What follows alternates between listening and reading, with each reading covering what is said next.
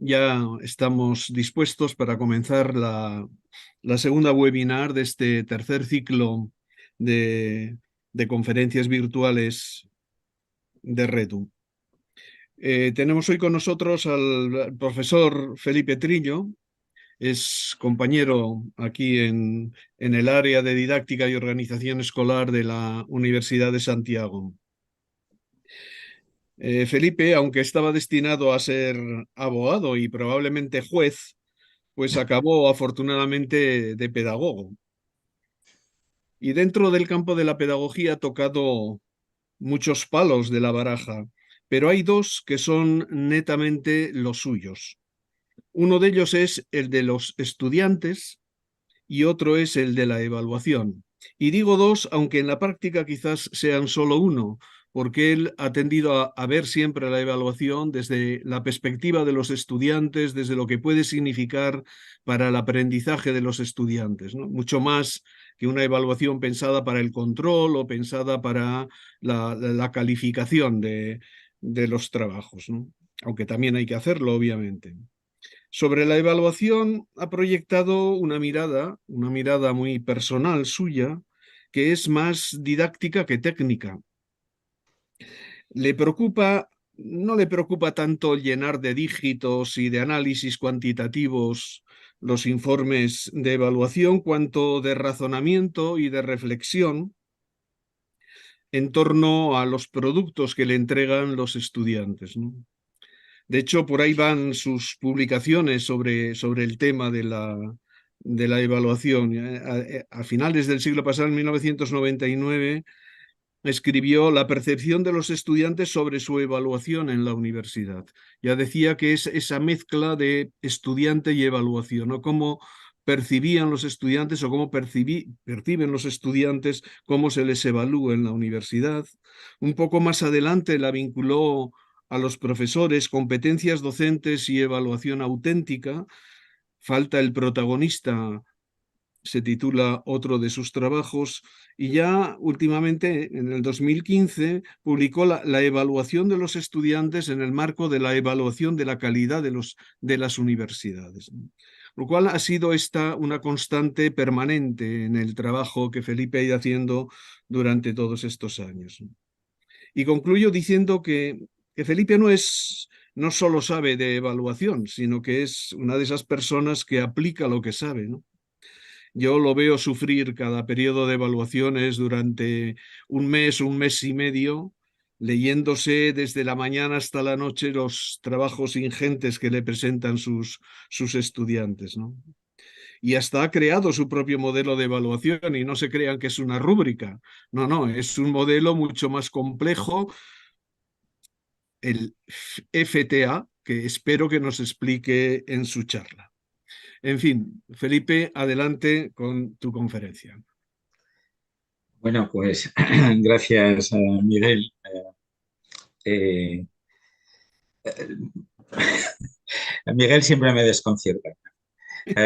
Estoy viendo ahí 189 participantes, pero voy a pensar que estamos entre un grupo de compañeros, de colegas, muchos de nosotros conocidos en otras circunstancias y, eh, en todo caso, compañeros, ¿no? Colegas preocupados por la docencia universitaria y me siento muy honrado de que se considerara que tenía algo que aportar a este espacio de reflexión. Y luego, evidentemente, sí, sobre el tema de la evaluación con un título que nos convoca, que es la evaluación como vía privilegiada para el aprendizaje profundo. Primera confesión, yo no soy el autor de este título. Eh, por eso puedo decir, sin parecer vanidoso, que es que me parece muy acertado, me gusta mucho. ¿Eh? Como no lo puse yo, eh, yo sospecho, vamos, diría, estoy seguro que lo ha puesto nuestro compañero y amigo Miguel Zabalzán. Y quien, además de saber muchas cosas, mucho de muchas cosas, pues también sabe mucho de mí y mis inquietudes. Y, y lo último con lo que me ha regalado es una suerte de análisis así neofreudiano, según el cual empiezo a preocuparme si me ocupo de esto de la evaluación porque yo tenía que ser juez o no, no lo sé. Luego lo resolveremos, Miguel, pero ya me has descolocado para empezar. Ah, a mí me gusta el título, entrando en materia, porque deja claro que la evaluación no es un fin en sí mismo, sino que es un medio para llegar a un fin, el aprendizaje, y el aprendizaje profundo para más Henry. El título me evocó inmediatamente a una introducción que hace ya muchos años hice un libro sobre libros de evaluación. En ella yo citaba o parafraseaba, para ser más exacto, al poeta Gabriel Celaya, de manera que donde él dijo que la poesía era un arma cargada de futuro, yo decía que la evaluación era un arma cargada de futuro. Y es que la evaluación, en mi opinión, ayuda, pero cuidado, mal utilizada puede hacer mucho daño. Le he pedido a nuestro compañero Max que presente de vez en cuando una transparencia con el guión de mi intervención, que es simplemente eso, un guión. Uh, los, uh, los guiones ayudan a que uno no se pierda, a saber exactamente en qué parte del desarrollo estoy. Y esa es la intención declarada. Y luego hay una intención que pertenece al currículum oculto, y es que cuando uno empieza a cansarse, mira a ver cuánto falta para que se termine esto. Y bueno, pues ahora mismo estoy en la presentación, finalidad y estructura, y así iremos avanzando poco a poco. Finalidad de esta charla, pues la intención que me anima tiene que ver con la formación del profesorado. ¿Sabes? Sobre este asunto sobre este asunto de la evaluación, se puede investigar, de hecho se hace, yo mismo lo he hecho, lo sigo haciendo, cooperando con excelentes compañeros. Pero lo que me interesa en esta tarde es compartir una propuesta de desarrollo profesional en una tarea que a los profesores nos resulta inexcusable, que es la evaluación del aprendizaje de los estudiantes. Tenemos que hacerlo. Quiero decir con esto que lo que pretendo, con lo que sigue, ¿no?, pretende contribuir a la mejora de la práctica de la evaluación. Si sirve para algo, lo que sirve es para eso. Y si no sirve para eso, entonces no vale nada. Siendo así, sobran en este momento consideraciones grandilocuentes, referencias sofisticadas. No es mi estilo. Mi maestro, un jesuita que me enseñó a ser, decía que la sencillez era un grado, y a ello me aplico con irregular éxito, porque a decir de algunos de mis alumnos de grado, no soy sencillo, pero quería serlo. Estructura. Organizo mi exposición según 3 dimensiones básicas de la innovación educativa. Paradójicamente aspiro a la innovación, pero no soy nada original porque esto es ya muy antiguo.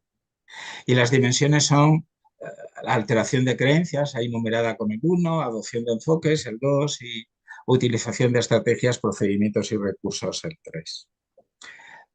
Entiendo que para poder empezar a emplear una nueva propuesta, un nuevo procedimiento, estrategia de evaluación, primeramente hay que saber por qué, para qué se hace, y antes o en algún momento tendremos que desembarazarnos de no pocas preconcepciones, muchas de ellas prejuiciosas, con las que por rutinas, por inercias, estamos tentados a reproducir. Así que voy a tratar de hacer ese proceso de avance, de revisión de algunas cosas. Entro en alteración de creencias y empiezo con algunas preguntas que digo que quizás son incómodas. Si yo digo que cualquier deportista, y no solo especialmente los de élite, reclama de su entrenador que lo evalúe, que sea exigente y que le señale específicamente los fallos para que pueda corregirlos y mejorar así su competencia, y si digo que buena parte de los estudiantes universitarios desean no ser evaluados y así que quien lo haga no identifique sus fallos, ni les diga nada al respecto para poder aprobar, pese a las lagunas formativas que sean, ¿miento? O sin ponerme dramático, ¿me equivoco? Uh, o tal vez exagero. Uh, si digo que eso se debe a que la experiencia de unos y otros con la evaluación formativa es distinta, de manera que los deportistas mayoritariamente la conocen y han tenido una experiencia positiva, pero los estudiantes mayoritariamente no, ¿miento? ¿Me equivoco? ¿Exagero? Si digo que los estudiantes afirman que les han evaluado siempre o casi siempre mediante tareas de memoria o de rutina y nunca o casi nunca mediante tareas de comprensión, que su experiencia, dicen ellos, lo dicen ellos, es la propia de una evaluación sumativa, finalista, que responde a criterios de uniformización y que pretende clasificar a los alumnos en función de los resultados obtenidos en exámenes basados en la repetición de contenidos transmitidos durante las clases, que esos contenidos se refieren a hechos, a clasificaciones, a definiciones y a convenciones, entre las que destacan los algoritmos, que luego no saben cómo utilizar.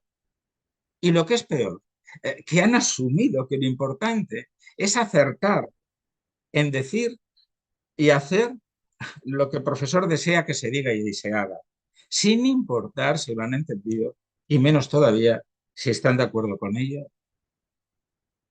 ¿Miento? ¿Me equivoco? ¿Exagero? Si digo, por último, que muchos estudiantes dicen que no saben nada sobre una formación basada en competencias, que instados a reflexionar sobre su experiencia tienden a describirla como academicista y que incluso identifican prácticas de evaluación para con ellos que promueven un enfoque estratégico, individualista, competitivo y sumiso ante el poder. ¿Miento? ¿Me equivoco? ¿Exagero? A ver, sí, seguramente exagero, pero no miento. No miento porque no intento manipular la realidad con una intención espuria. Otros hay que fabulan Arcadias inexistentes. Y según creo, tampoco me equivoco, o no me equivoco mucho, al menos, pues como mínimo, algo hay de cierto en todo lo que acabo de señalar. En todo caso, así lo pienso y así lo digo. Y se puede, faltaría más no estar de acuerdo, claro. Y si no se estuviera de acuerdo, pues genial, porque este primer apartado de la charla habría cumplido con su función de provocar un choque cognitivo. Imprescindible para que se genere la alteración de creencias, que es el título de este apartado. Dicho lo cual, todo esto lo que exige del profesorado es que reflexionemos éticamente sobre la propia práctica de la evaluación, considerando en primer lugar la coherencia entre los medios y los fines y en segundo lugar las consecuencias de nuestros actos sobre terceras personas, los estudiantes, cuya supervivencia académica depende del intercambio de conductas por calificaciones del profesor, como es bien sabido. Esto último del intercambio es especialmente revelador para mí, porque si ellos, los estudiantes, terminaran haciendo lo que les exigen sus profesores, eso evidencia que la calidad de los procesos de aprendizaje que activan los estudiantes depende de la calidad de las tareas de evaluación que se les plantea. No lo digo yo, lo dijo Doyle hace mucho tiempo, como 40 años, como mínimo. Así, un estudiante que memoriza sin sentido trozos sueltos de información para reproducirlos o reconocerlos en un examen, no es que haya nacido con esa manía, pobre. Es que eso es lo que le sirve por lo menos para probar. Darwinistamente lo hace y se salva. Pero la responsabilidad última es de los docentes. Y esto es lo que me gustaba, quería transmitir en este primer apartado de alteración de creencias. Segundo apartado, adopción de enfoques. Es la segunda parte de esta charla y de lo que se trata es de justificar la idea de la evaluación como vía privilegiada para el aprendizaje profundo. Y hay tres niveles de reflexión, uno sobre el aprendizaje, otro sobre la evaluación y un tercero sobre la enseñanza por competencias.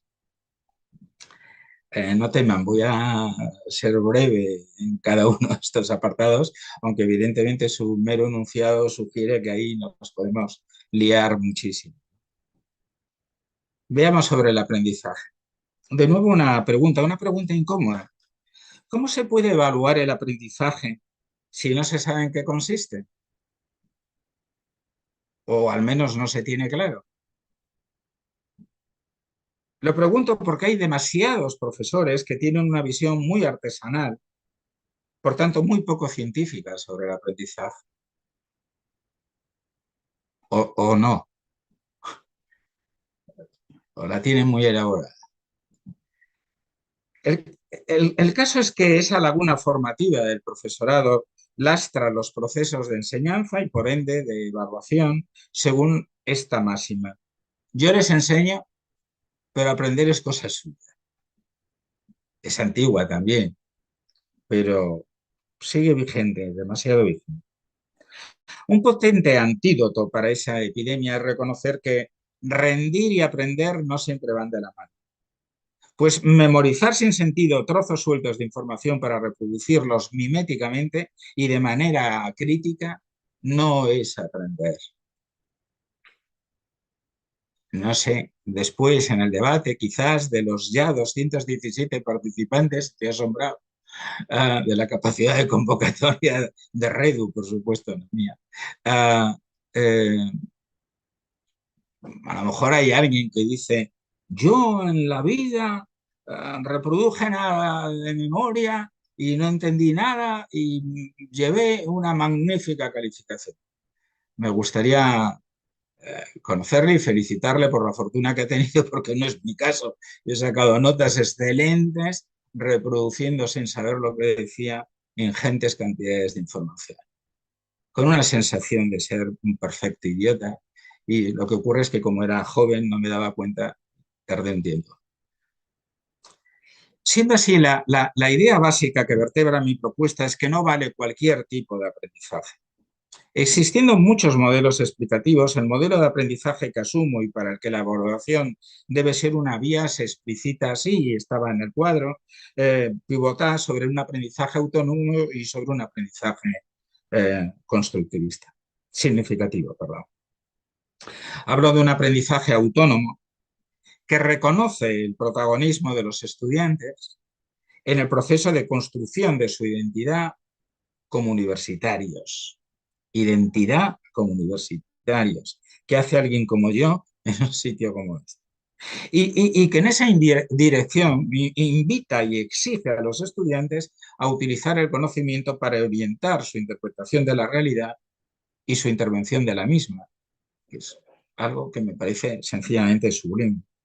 Un aprendizaje, pues, que cambia el estudiar para el examen y el trabajar por la nota, por la motivación intrínseca, el afán por comprender y el compromiso con la tarea de reconstrucción crítica del conocimiento, de lo que cabe emerja un pensamiento divergente, lo que no quiere decir acertado. Un aprendizaje en suma que promueve y se desarrolla a partir de las capacidades de autorregulación y de metacognición, que son bien importantes y que confieren verdaderamente autonomía y protagonismo al estudiante. Hablo también de un aprendizaje significativo, que se articula, como todos sabemos, mediante procesos conducentes a relacionar la información entrante con la experiencia previa a fin de a fin de elaborar significados personales atribuyéndole sentido. No estoy descubriendo nada. Es decir, esto es Auswell, es años 70. Psicología cognoscitiva es Brunner, es, yo qué sé. tiene muchos años, tiene Bouquet, tiene Solera, ¿no? Un aprendizaje pues en el que estudiar es atreverse a cuestionar lo que se lee o escucha y a cuestionarse a uno mismo desde ello. Esto es Freire. Y siempre mediante un ejercicio de argumentación y contraargumentación en un diálogo crítico y constructivo. Nunca puede ser el reino del capricho, de ninguna manera. No se puede consentir. Un aprendizaje en suma que promueve y se desarrolla a partir de la capacidad de interpelar el conocimiento y contextualizarlo. Un aprendizaje para el que la teoría no es doctrina, sino una herramienta conceptual que se contrasta en la praxis. Y si sirve, bien, y si no, hay que desdeñarla. Hablo también, al fin, de un aprendizaje que desarrolla las capacidades de formular hipótesis, hacer inferencias y contrastarlas mediante el análisis de las evidencias, de tomar decisiones argumentadas, tomar decisiones y ensayar alternativas para resolver problemas en contextos de incertidumbre, que es normalmente donde vivimos, y de autoevaluar los resultados, en vez de mirar papanatamente a un observador externo que nos dice si vamos bien o no. Según todo esto, el aprendizaje profundo del que hablo, del que se refiere esta charla, no es más, tampoco es menos, que una manera razonable de aprender y que, en mi opinión, se asemeja al modo como actúan los mejores profesionales de todos los campos de conocimiento. Creo que hacen exactamente esto que he descrito. Esos profesionales se nos muestran así como el modelo a seguir en cada una de las titulaciones. Esos profesionales no siempre están presentes cuando estamos trabajando o enseñando en nuestros respectivos grados y posgrados de referencia. Segundo punto, entonces, paso al tema de la evaluación. Sobre aprendizaje es lo que quería compartir. Para mí esto que voy a decir ahora es casi un axioma. Y es verdad, lo decía Miguel, es cierto, me esfuerzo para no traicionarlo en la práctica, aunque tentaciones tengo constantemente, porque da trabajo, pero bueno. Uh, y es que el tema del que estábamos hablando, el tema de la evaluación, yo no lo concibo, el asunto, yo no lo concibo como un tema sobre el que diserto, sino como un problema con el que me enfrento a diario en mi vida profesional como docente. ¿Sí? Y creo que somos muchos los que compartimos ese problema y es cierto, lo resolvemos cada uno como podemos y a lo mejor también cabe que nos ayudemos y entiendo que esto es un intento de hacer algo así. La idea que considero un axioma es que si evaluar es emitir un juicio sobre el valor o el mérito de algo, son Stephenman y Sinfield los que hablan, el criterio acordado para establecer el valor en mérito de algo debe preservar por encima de cualquier otra consideración la posibilidad de que los estudiantes atribuyan sentido a todo lo que tengan que hacer. Por atribuir sentido a todo lo que tengan que hacer. Lo que contrasta poderosamente con un grupo de estudiantes desnortados. ¿Este qué quiere? ¿Qué es lo que hay que darle? ¿Para cuándo no sé qué? No, sé perfectamente de qué va esta historia y otra cosa es que la quiera hacer y otra cosa es que me salga bien, pero lo sé dónde estoy. Según esto hablo de una evaluación que no instrumentaliza, porque no manipula a los estudiantes poniéndolos al servicio de objetivos de enseñanza y de evaluación que les resultan ajenos. Y son ajenos porque la fragmentación de la enseñanza y la evaluación condujo el proceso a un momento y un espacio, a una práctica en la que de repente todo eso se ha visto privado del sentido general de la titulación que ellos sí han elegido. permítanme un chascarrillo. Cuando yo empecé a estudiar en el año 75 la carrera, eh, se decía, ¿te gusta la historia? Pues matricúlate en Derecho, así te gustará siempre. Eh, Porque de repente uno llegaba allí y se encontraba con otra cosa y decía, no era esto lo que... Hola, tengo un, tengo un competidor verdaderamente imposible de superar, un niño que está hablando para todos nosotros. Eh, Esto es difícil. Eh,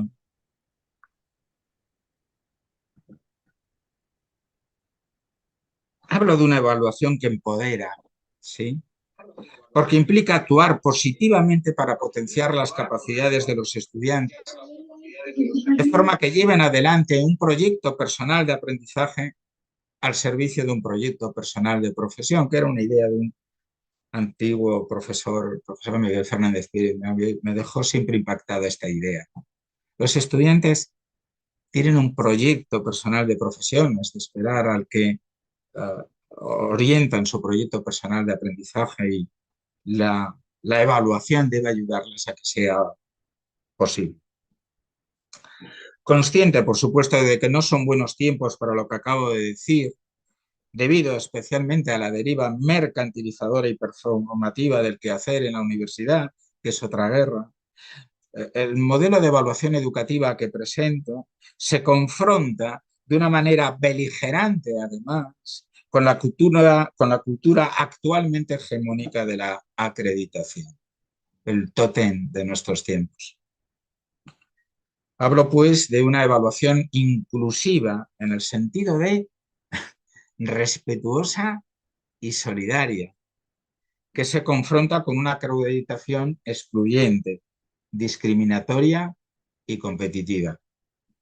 Hablo de una evaluación formativa, corresponsable y atenta a las condiciones y a las necesidades del evaluado, que se confronta con una acreditación instrumental, enajenada de la realidad y atenta solo a los resultados.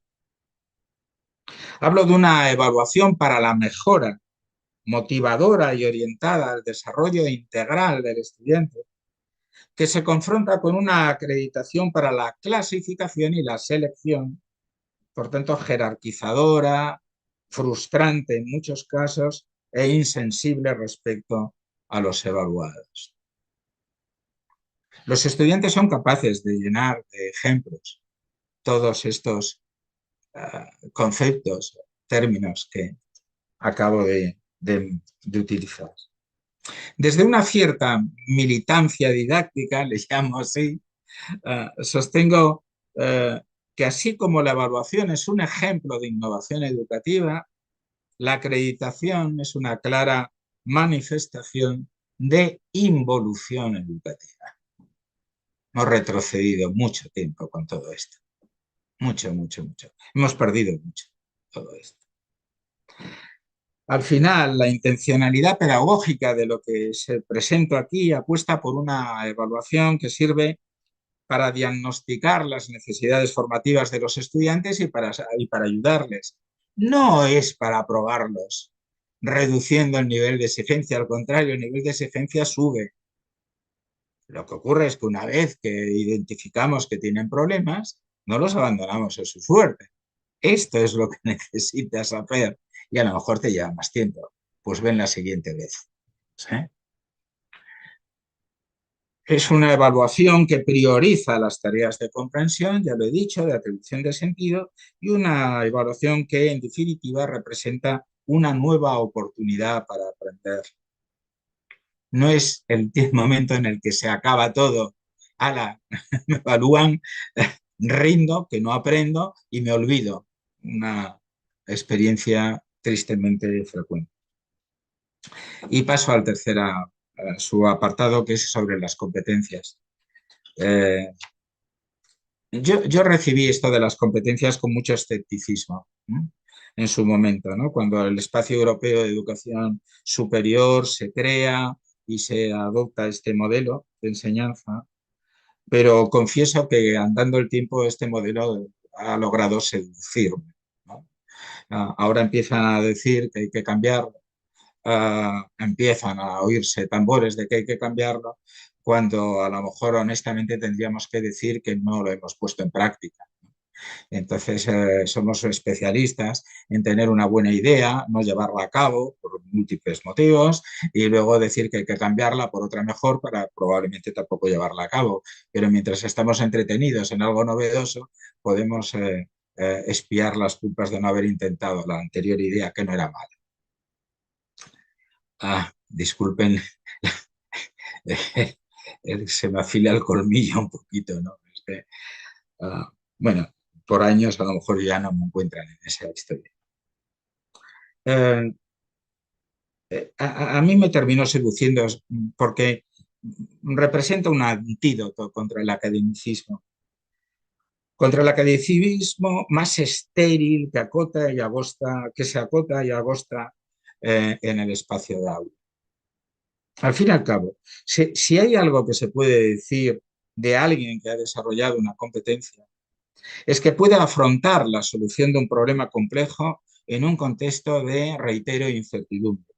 Y no solo que ha sido entrenado para resolver o realizar ejercicios académicos más o menos sofisticados.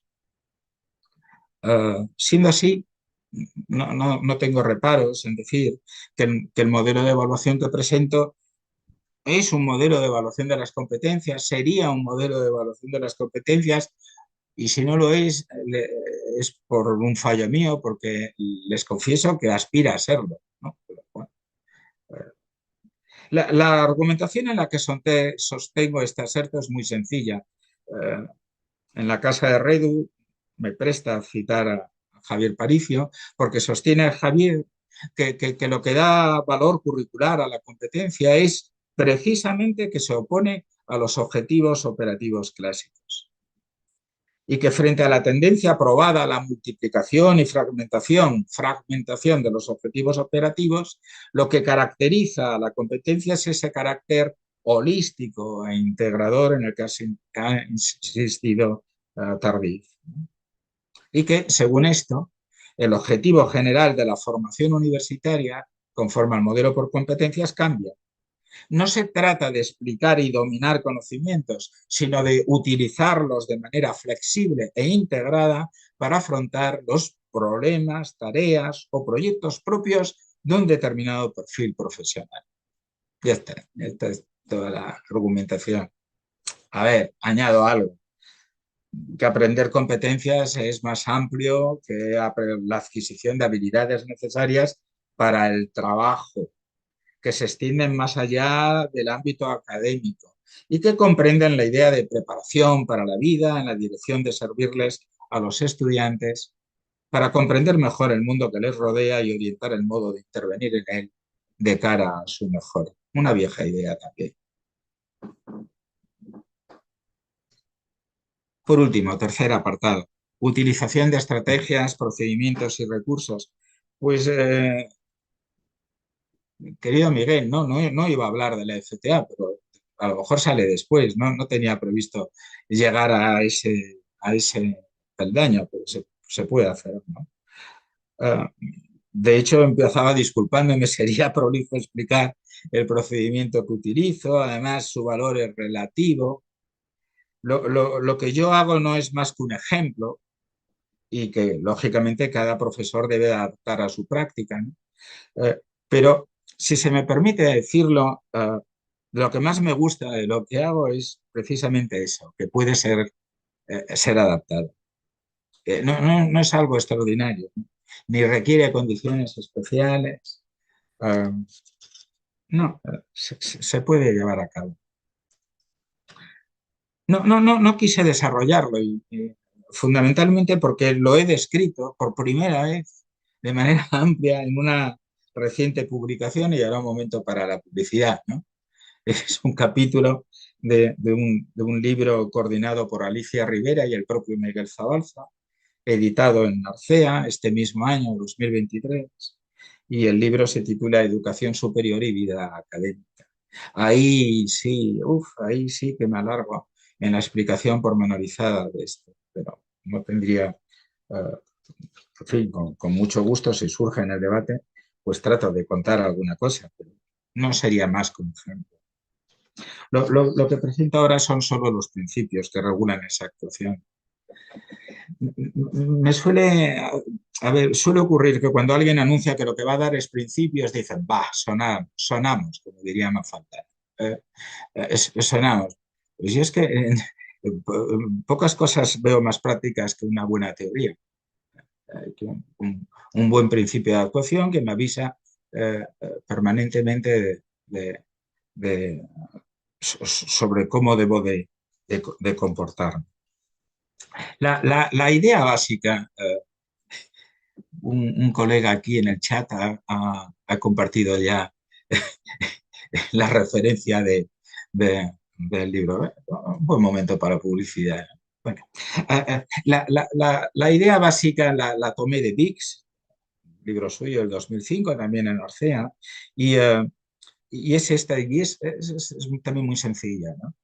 Es que si realmente se desea enseñar a los estudiantes, dice Bix, para que piensen, decidan y actúen en el mundo real, la tarea de evaluación debe requerir en algún momento una demostración activa de su capacidad de poner en acción el conocimiento en contraste con hablar o escribir de él. Ponerlo en acción. Y eso es todo. Se trata de sustituir el conocimiento declarativo e introductorio en el que llevamos siglos moviéndonos por el conocimiento funcional. Esta es la idea. Y para hacerlo viable, no sin haber dado algunos tumbos y cometido algunos errores, y no de manera inmediata, es decir, revisando mi propia práctica, he comprendido que lo prioritario es contextualizar las tareas de evaluación de cualquier materia de acuerdo con el sentido y la lógica que orienta la formación de los estudiantes en el prácticum. Esta es la idea.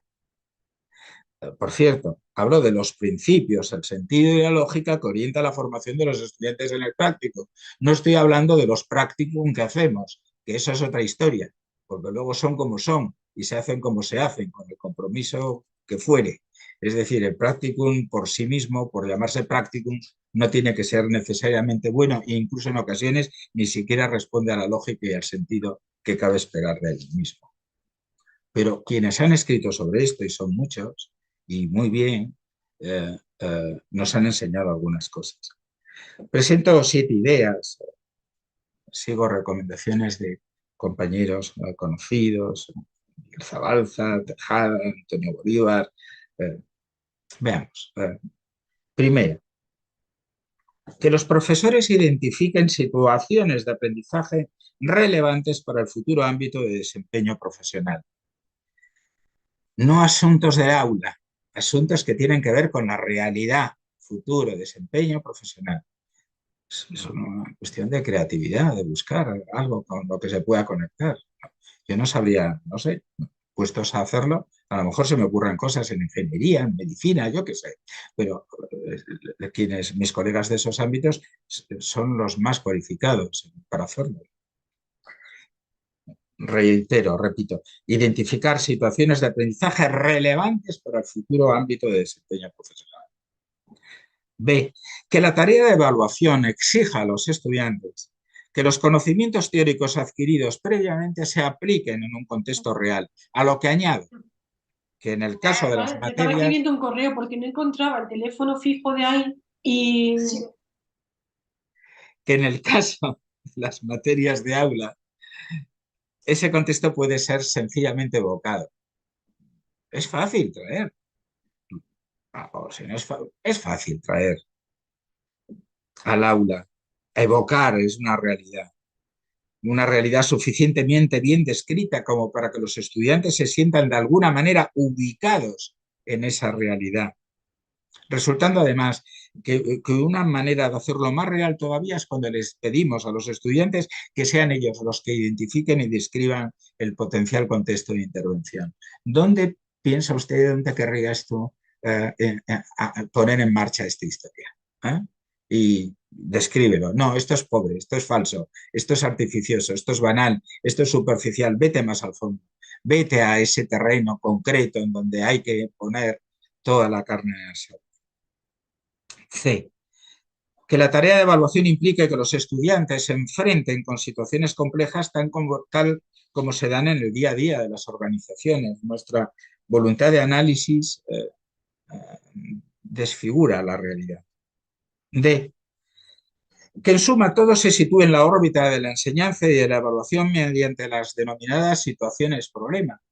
Es algo que conocemos desde hace mucho tiempo, lo que hay que hacer es ponerlo en práctica, respetando lo que resulta verdaderamente esencial para la definición de su sentido y de su lógica. Por tanto, que la tarea de evaluación sea auténtica, en el sentido de que remita a situaciones significativas y relevantes en la vida cotidiana, que la tarea de evaluación sea nueva, en el sentido de que el estudiante no ha sido entrenado previamente para responder a esa situación, y G, que la tarea de evaluación sea, ya lo he dicho, compleja, pero ahora en el sentido abierto, es decir, susceptible de ser interpretada de varios modos o que requiere la puesta en práctica de varios recursos. No hay una sola vía, ni siquiera tiene por qué haber una sola respuesta. Efectivamente, un algoritmo debe de llevarnos a una solución que se puede replicar, pero la cuestión es dónde aplico el algoritmo. Llegados aquí, lo que tienen que hacer los profesores es traducir, si se pudiera, todo esto que les he contado, que he contado a la realidad de su materia disciplinar. Yo digo que si yo soy capaz de hacerlo con la mía, aquí donde me dé tan poca cosa, cualquiera puede hacer. Es traducirlo, no es más, eso. Lleva tiempo, pero bueno, es gratificante a mi juicio. Y en esa dirección, las preguntas que deben plantearse los profesores, y con esto acabo, son los siguientes. ¿Qué contenidos he seleccionado y cómo los articulo desde la doble perspectiva de asegurar su sentido formativo y relevancia científica? Un análisis de contenido de las tareas de evaluación revelan que el sentido formativo y la relevancia científica de algunas de esas pruebas brilla por su ausencia. Es más, todavía persisten profesores que se resisten a preguntar lo que es verdaderamente nuclear, vertebrador e importante de su materia, porque dicen, es que eso ya lo saben los chicos, que podría caer, así que entonces voy a preguntarles algo absolutamente irrelevante, que no tiene ninguna trascendencia, que está en una nota a pie de página, porque en el fondo de lo que se trata es de a ver si los pillo. Es decir, fui a evaluar como quien sale de caza, pues francamente, no es eso. ¿Qué condiciones de trabajo, segunda pregunta, aseguro o intento asegurar para que los estudiantes puedan acometerlas sin dificultades añadidas? Tiene esto que ver con las condiciones de realización, tiene que ver con los recursos, tiene que ver con los apoyos, tiene que ver con el clima también que se puede generar en una situación de examen tradicional, que en vez de ser agresivo y hostil, pues pueda ser hasta donde se puede ser amable, ¿no? Tercera, penúltima, ¿qué tipo de aprendizaje valoro como deseable y deseo promover con la evaluación? En el fondo, ¿yo qué quiero que pongan de manifiesto, de evidencia? Y por último, ¿qué tareas concretas les propongo en la dirección de asegurar que se desarrolle ese aprendizaje? ¿Cuáles son las que por coherencia, según había señalado antes, se adecúan mejor, resultan ser las más idóneas? Bueno, pues todo esto es lo que quería decir esta tarde y no sé cuánto tiempo empleé. Uh, ahora estoy a disposición de los que quieran intervenir. Gracias por la atención. Muchas gracias, Felipe. Bueno, pues ahora vamos a abrir, como siempre, te ceñiste escrupulosamente al tiempo que habíamos hablado. Sí, han sido 45 minutos, yo diría. Bueno, vamos a abrir unas preguntas, si hay alguna intervención, o la pueden formular directamente de forma oral, quien quiera, o la puede escribir en el chat, yo la puedo leer. para romper el hielo, voy a formular una pregunta, reflexión. Parece que estás planteando como la alineación constructiva, que yo no soy de educación, soy de derecho, ¿no? La típica alineación constructiva, la planificación de la docencia, pero al revés casi, ¿no? Partiendo desde la evaluación. Es algo así, casi lo que, si tú piensas, cuando planificas tu asignatura, piensas alrededor de la evaluación y de aquí casi deduces los objetivos y las actividades, o no sería eso exactamente. No sé si me explico. Sí, es muy sugerente. Hoy me estáis interpretando y no sabría decir si es así, pero en fin, no. En mi foro interno diría que no. Lo que sí intento, Max, es que la tarea de evaluación sea coherente con todo eso que estoy tratando de. Esto sí. Y lo que sí aprecio es que hay profesores excelentes en el dominio de los contenidos de su área de conocimiento, de su disciplina. Son unos fenómenos. Uh, Tienen clara la idea de formación, ¿sí? Desarrollan en aulas a lo mejor brillantes, proponen tareas súper interesantes y la pifian cuando llega el momento de la evaluación. Esta es la pifian directamente. Cualquier cosa que podamos entender. Bueno, no. Yo lo que intento es que la evaluación vaya en su momento, pero que no sea un momento aparte del proceso de enseñanza, que la evaluación sirva para aprender, para promover el aprendizaje del mismo modo que sirve mi actuación de docente previa, ¿no? Gracias. Mira, había pedido la palabra Javier Anadón. Adelante tú mismo. Abre el micro, ¿eh? Cuando quieras, Javier. Sí, buenas tardes. Muchas gracias, profesor. Leí algo que me ha llamado mucho la atención, una reflexión que has hecho y que yo pongo en práctica como ingeniero que soy, y es plantearles a los alumnos situaciones o problemas con la complejidad con la que se presentan en el mundo real. Y es cierto, yo siempre les insisto que nosotros estamos aquí, los ingenieros en particular, para solucionar problemas de los demás y que ellos nos plantean un problema de forma bastante ambigua. Nosotros tenemos que ser capaces de llegar a identificar perfectamente el problema y darle solución. Y me ha encantado escucharlo, porque yo es algo que he pensado siempre, que es trasladarles a la realidad y además proporcionarles la confianza de que van a ser capaces de resolverlo.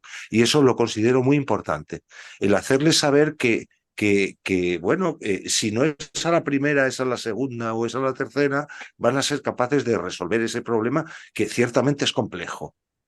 Así que muchísimas gracias y me ha satisfecho mucho tus reflexiones y esta en particular, que yo la tomo muy, muy en serio. Gracias. Comento lo que me dices. La complejidad de los problemas profesionales que uno tiene que resolver es múltiple, ¿no? A veces se sustancia con el conocimiento específico de la propia, de la propia disciplina, de la propia especialidad, pero a las más de las veces tiene que ver con el contexto en el que uno tiene que desarrollar todo eso. Y hace ya muchos años, dando un seminario en una universidad que tenía un grupo de ingenieros agrónomos muy importante, se me ocurrió una cosa de la que he hecho mano siempre que alguien de tu campo me dice alguna cosa, ¿no? Y es que eh, pongamos que eres ingeniero agrónomo, en este caso era en Argentina, que había una peste que estaba afectando un campo y entonces les pidieron que dieran una solución para salvar la cosecha. Y entonces inmediatamente decidieron que a través de un avión que fumigara de no sé qué manera, pues se podía conseguir. Y entonces el profesor vendría a decirles, en realidad el intento era mío, vendría a decirles, ¿y cuánto cuesta el avión? ¿Y cuánto cuesta fumigar? Y no será mejor vender el campo, porque a lo mejor la solución es sencillamente inviable en ese contexto.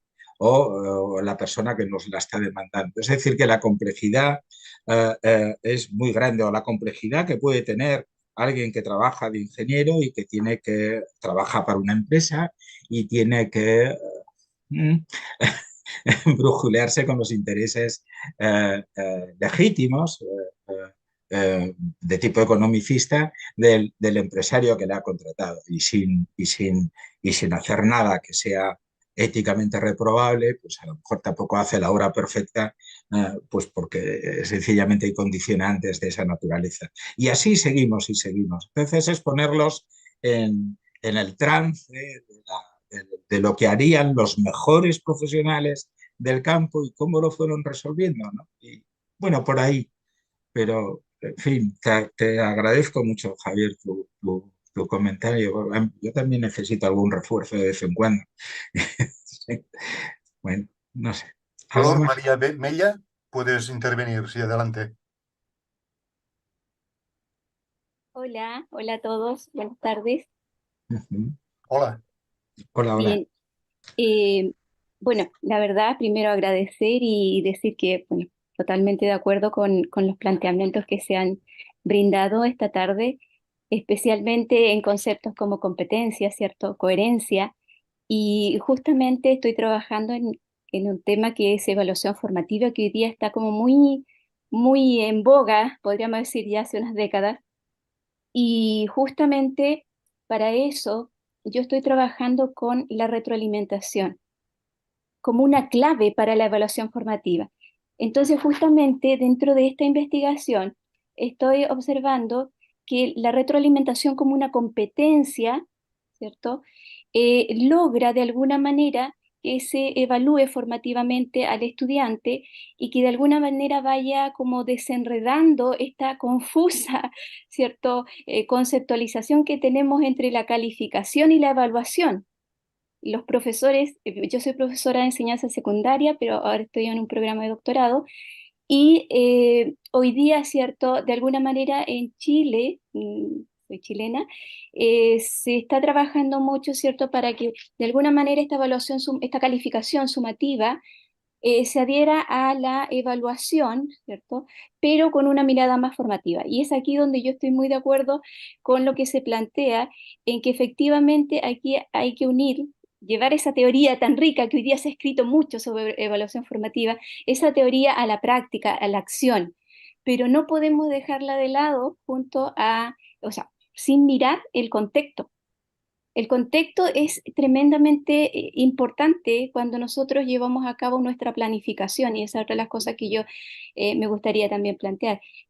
Planificar la retroalimentación, planificar la evaluación, todo es parte de un mismo proceso. De hecho, voy a citar a la autora, en este caso Sam Martin, que dice que ¿cierto? Enseñanza, aprendizaje y evaluación, todos son parte de un mismo proceso. Entonces, de alguna manera, bueno, mi pregunta es, ¿cómo ve usted? Ahí va la pregunta, ¿cómo ve usted? ¿Dónde ve usted este nuevo concepto que nace también?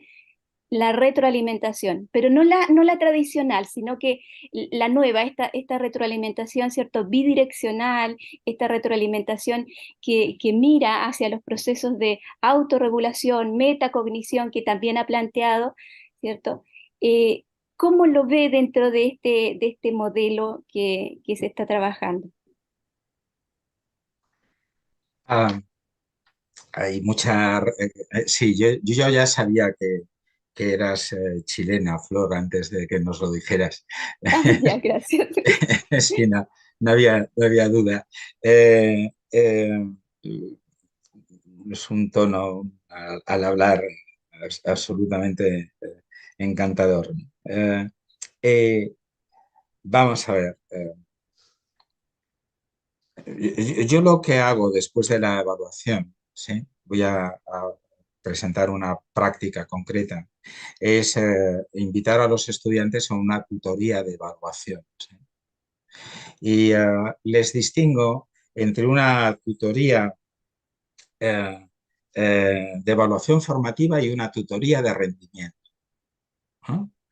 Les digo, si alguno de ustedes quieren venir al despacho para plantearse una cuestión de si el 5 puede ser un 6, si el 6 puede ser un 7, pues vengan y charlamos de eso. Y si alguno de ustedes quiere venir al despacho para saber por qué han llevado un 5 y qué necesitarían para llevar un 10, entonces también me lo anuncian, me lo piden y charlamos sobre eso, ¿sí?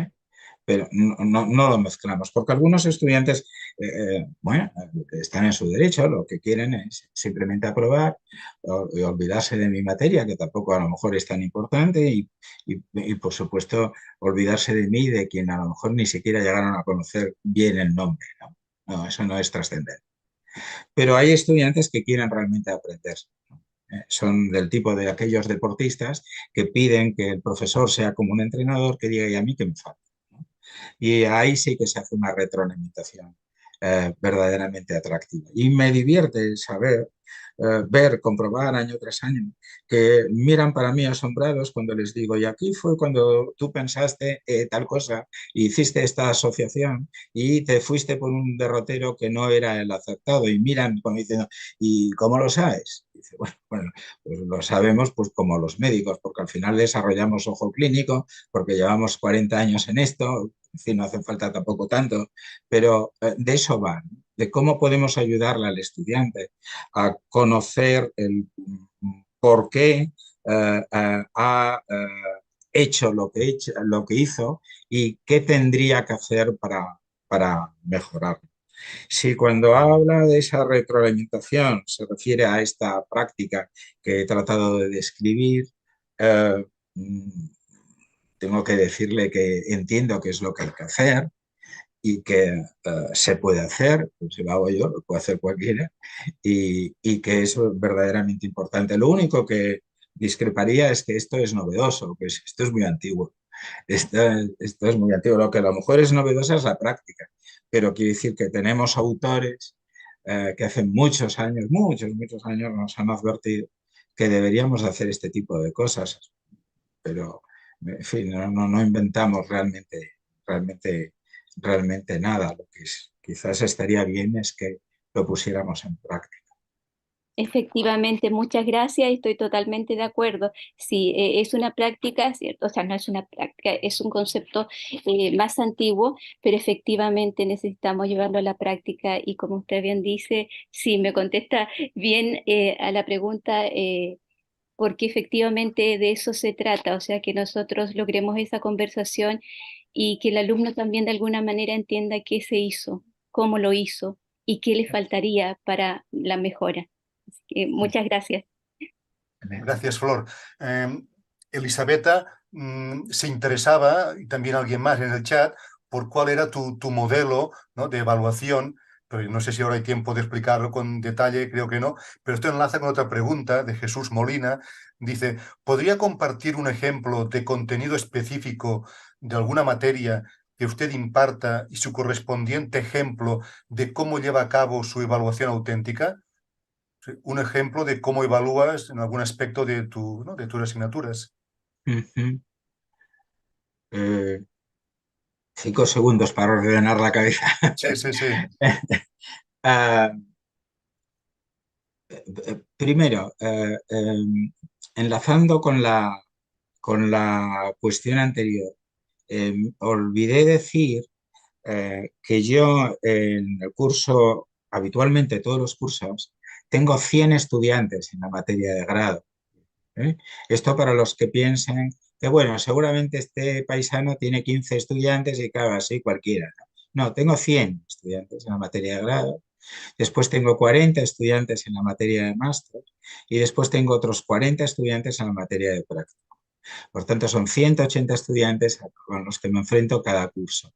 Y por eso Miguel explicó, como es mi amigo, me quiere, vive preocupado los meses de enero y febrero en los que yo te he dedicado a eso. Y esto es una mala publicidad para lo que voy a contar a continuación sobre el modelo de evaluación, porque la gente dice, no se puede estar dedicado a eso tanto tiempo. Y pues en fin, no sé, es nuestra responsabilidad, ¿no? Evaluar, los chicos se juegan mucho. Son gente muy digna que está en una carrera universitaria, es decir, han ido a algún lugar para que les ayuden. Es como si no se tomara en serio el médico nuestra dolencia porque no nos ha prestado suficiente atención, ¿no? Bueno, quizás sea un símil exagerado, ¿no? Voy con la cuestión que se planteaba. Empiezo por la última porque explicarlo todo sería muy prolijo, ¿no? Voy con la última. A ver, yo soy profesor de didáctica, ¿eh? Si hay un concepto verdaderamente nuclear, hay muchos, ¿no? Enseñanza, por ejemplo, currículum, aprendizaje, estudiante, organización escolar, escuela, no sé, a ver, currículum, por ejemplo, ¿no? Que es el que puede ser más común para todos, ¿no? Yo les tengo que enseñar a los estudiantes, esto está explicado además en esa obra a la que hice referencia. El currículum es una selección de contenidos culturales, ¿vale? Que se presenta como proyecto formativo en un contexto institucional, escolar, académico. Sí, es el currículum. Nosotros todos tenemos una memoria de la titulación, con unas titulaciones, con unas materias, con unos descriptores. Luego le podemos en la universidad, que es donde estamos, introducir cosas de nuestra propia cosecha. Tenemos un cierto margen de creatividad, mucho más que el que tienen los de los niveles no universitarios. Y, en fin, el currículum en todo caso es una selección de contenidos culturales. Yo formo profesores de secundaria y profesores y maestros de enseñanza primaria. Y lo que les digo es que lo primero que tienen que hacer es conocer el currículum. Y conocer el currículum significa ir directamente a las fuentes, pero también se pueden fiar de los que se las traducen, que suelen ser generalmente las editoriales. Eso les ahorra trabajo, pero desde luego no les confiere toda la autonomía que podían tener si leyeran directamente ellos mismos, junto con otros, agrupados, no necesariamente en solitario, de forma crítica una propuesta curricular. Les digo que la suya es una profesión regulada, pero no quiere decir esto que sea una profesión subordinada. La suya es una profesión regulada y tiene un pequeño margen de autonomía y la tensión dialéctica que eso genera es que deben elegir entre adoptar subordinadamente el currículum o adaptar el currículum al contexto en el que se encuentra. Pongamos que el grupo de estudiantes que te ha tocado este año siendo maestro de primaria no está en condiciones de poder afrontar desde el inicio, cuando menos, las exigencias del currículum previsto. Entonces, ¿qué hago? Trabajo solo para un grupo que sí lo tiene y abandono todos los demás y ya genero una bola de nieve que va a generar fracaso y que tiene consecuencias, o hago un esfuerzo por aproximarme solo en compañía del resto del centro. Bueno, aquí tenemos un ejemplo de lo que les puedo plantear acerca del currículum. Bien, llegamos al momento de la evaluación y lo que hago es plantearles un caso o casos en los que lo que tienen es que tomar decisiones sobre cómo actuarían en el supuesto de soy maestra de primaria y me han entrado este año. ¿Quieres creer que han entrado este año en el aula 10 niños que no saben leer todavía? Pero no eran las alfabetizadoras, eran las maestras de primaria, pues que ahora tienen que venir todos necesariamente alfabetizados desde la educación infantil. No estaba previsto, que por cierto es casi lo más frecuente. Bueno, entonces, ¿qué hago? ¿Sí? A partir de ahí les voy planteando una serie de preguntas intermedias en las que tienen que ir tomando decisiones hasta que son capaces de configurar un plan de acción para afrontar esa circunstancia. Bueno, lo he repentizado ahora, creo que está mejor descrito en el texto, podríamos buscar más. Pero creo que, salvo que me corrijan los que están compartiendo este momento, creo que Lo que estoy intentando hacer con esto, honestamente, es que el estudiante ponga el conocimiento en acción y que el currículum no sea una definición, sino que sea un problema con el que se tiene que enfrentar en su práctica diaria como maestro. Y bueno, a partir de ahí, bueno, sería más largo de explicar, ¿no? Sí. Vale. Felipe, hay alguna pregunta más. ¿Todavía tienes tiempo? ¿Te da tiempo todavía de atender? ¿Sí? Yo estoy a vuestra disposición. No nos pasaremos, ¿eh? No, Dice encantado, lo que queráis. Marta Rue, dice: muchas gracias por su brillante exposición. Mi pregunta es: ¿cuántas veces evalúa a sus alumnos o alumnas a lo largo de la asignatura? Porque entiendo que para que se construya un conocimiento habría que hacerlo varias veces. Mi problema es que tengo, o tú te has referido a ello, ella dice que tiene 150 alumnos, tú tienes también ciento y pico. ¿Cuántas veces evalúas a lo largo del semestre? Eh, a ver, la pregunta no es, eh, a ver si a ver si la sitúo bien, Marta. Eh, ¿Cuánta información voy recopilando de los estudiantes a lo largo del semestre? Esta sería la pregunta, ¿sí? Pero evaluarles evalúo una vez al final del semestre, ¿sí? Y eso sí, bueno, entre otras cosas porque vivimos con esta arquitectura de materias que son en realidad cuatrimestrales y que no me agradan en absoluto. Es una carrera alocada y precipitada. Preferiría regresar a las materias de un año, pero bueno, es lo que hay, ¿qué le vamos a hacer? Pero vamos, ya sin una materia de 4 meses, resulta que les evalúo como, entendiendo por evaluar, pues tres pruebas semifinalistas, me parecería fatal, y es más, si pudiera lo prohibiría radicalmente. Otra cosa es ir recogiendo información. Y entonces, respecto de recoger información, yo tengo de cada estudiante, a través de las sesiones interactivas, cada curso, de cada estudiante, no menos de 10 trabajos, no menos de 10 pequeños trabajos en los que se puede ir apreciando su progresión. Y no menos de otros 10 trabajos que han realizado de manera grupal. Y de tal manera que los puedo ir viendo y además les voy dando una cierta retroalimentación. He leído sus trabajos de la última sesión interactiva, no siempre lo hago la semana siguiente, no me da tiempo, tardo, pero bueno, se lo cuento y les digo, pues bien, mal, regular, esto o lo otro. Y esa es una información que yo uso para evaluar. Primero si lo hicieron y después qué tal les fue. También tienen que hacer un diario de aula, ¿sí? En el que tienen que adoptar esa metodología de la FTA, que acaso podría explicar, y después también tienen un examen. Y yo sé que los exámenes gozan de muy escaso predicamento y que parece que eh, Mario Bunge escribió abajo los exámenes, y eso y estaba bien, pero determinado tipo de exámenes.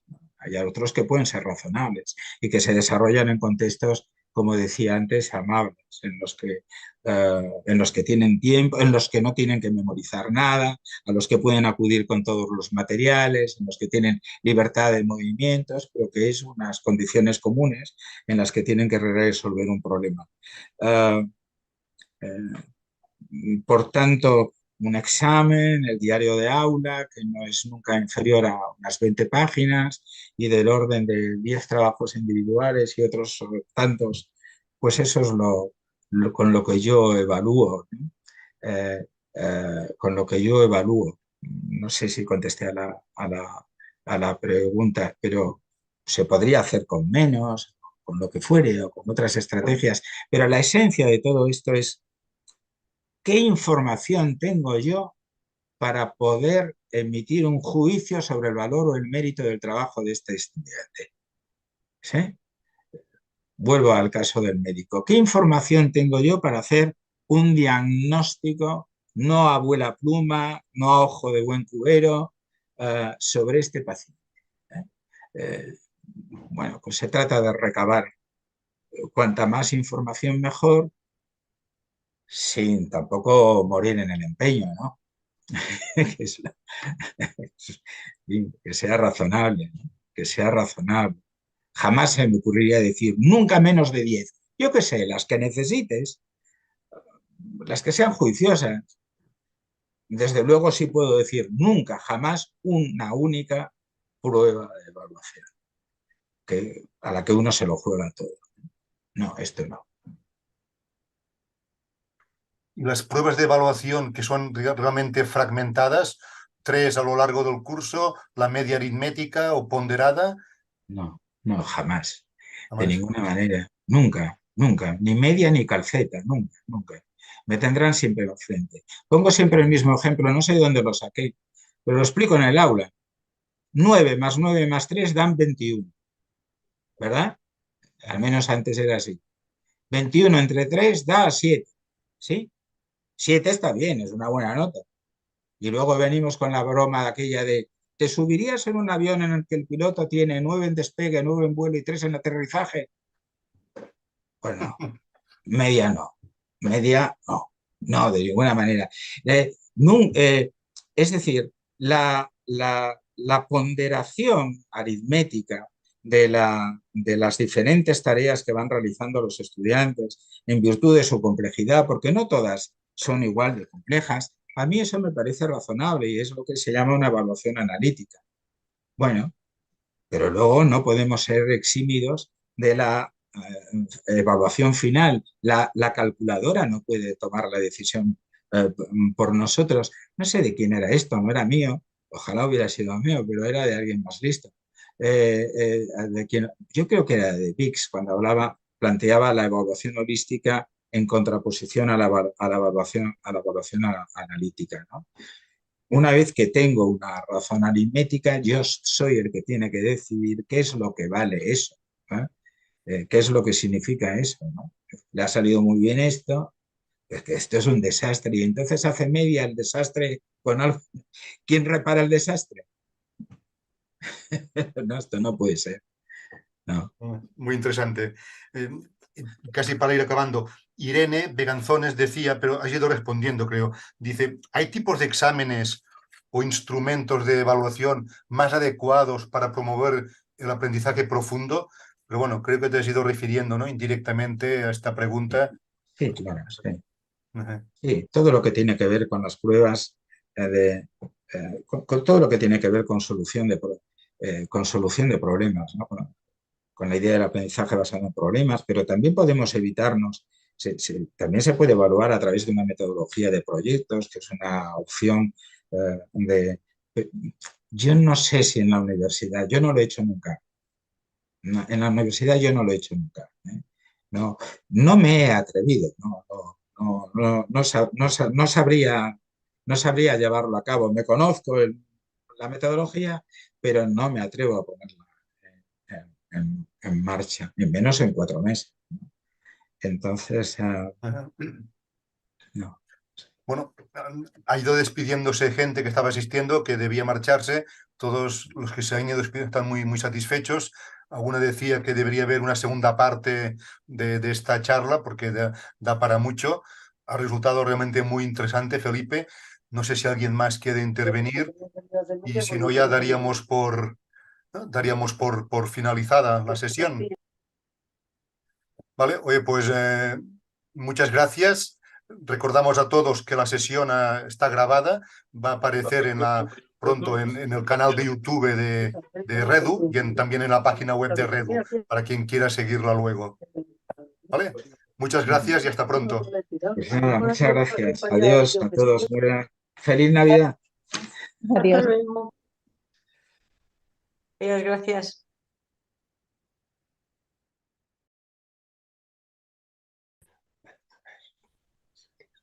Gracias.